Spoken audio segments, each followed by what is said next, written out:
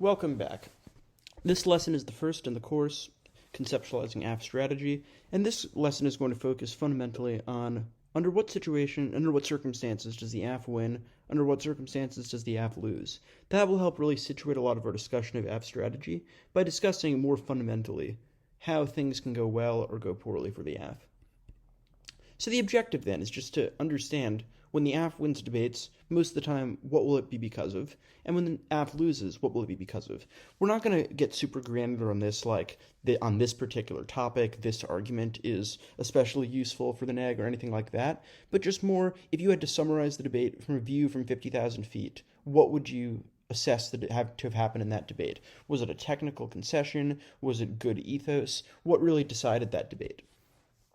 So we need to really just zoom out then and see what are the likely win or loss scenarios. So the AF can lose in a number of ways. The first is just being spread out.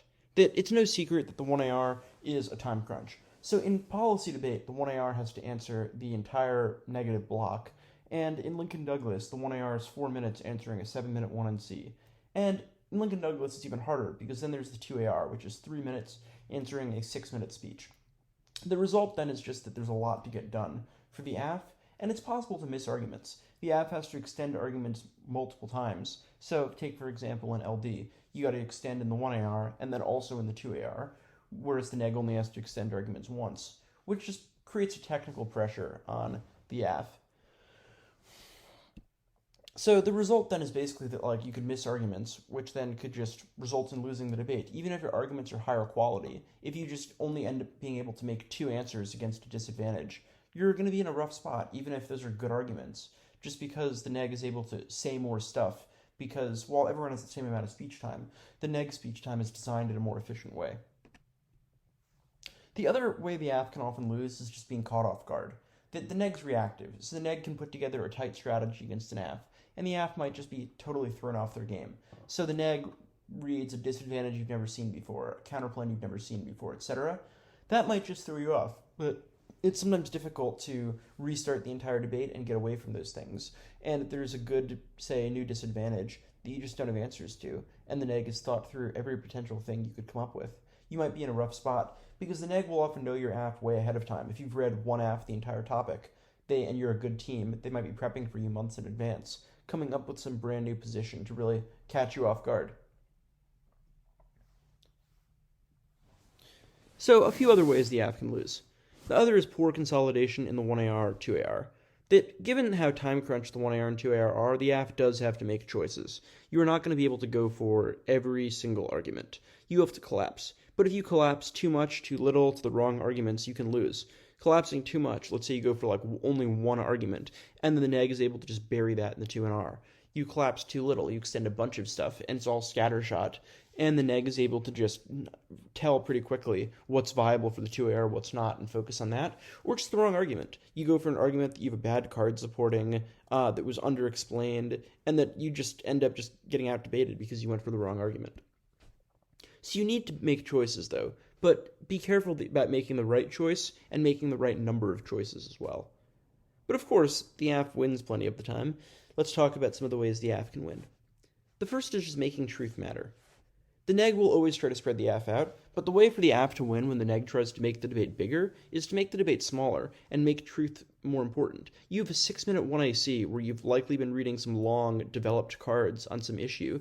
If you can make the debate about that, you're in a good spot, because the neg is not going to be matching you card for card most of the time.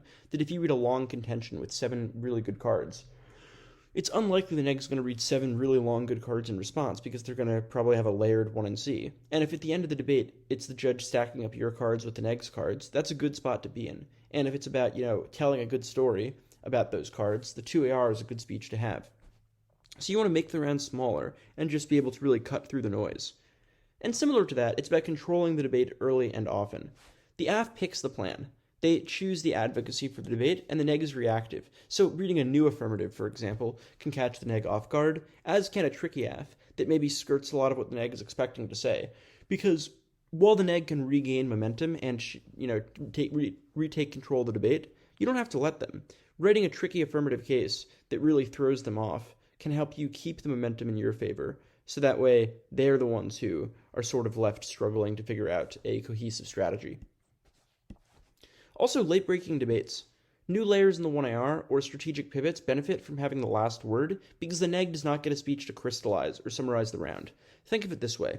The 1AR reads theory, the 2NR answers theory. There's no 3NR to do argument resolution or weighing or summarize the debate. The AF is the only debater that gets to have a conclusory speech, which means that late-breaking debates can certainly very much benefit the AF. There's also a time imbalance because you get the 4-minute 1AR if you spent all your time in that new layer, and the 3-minute 2AR, whereas the 2NR is just 6 minutes. You also can do strong argument resolution in the 2AR because you get to see where the dust settles. The 2NR is limited by the fact that the 2AR can make choices. The 2AR obviously knows what it's going for, which means the 2AR can really do some real argument resolution at the end of the debate. So in conclusion, there are a number of different benefits to being affirmative and a number of different drawbacks. The point, though, is to realize what can cost you the debate and what can win you the debate, to really understand some of the tactics that can play an important role. Thank you for watching.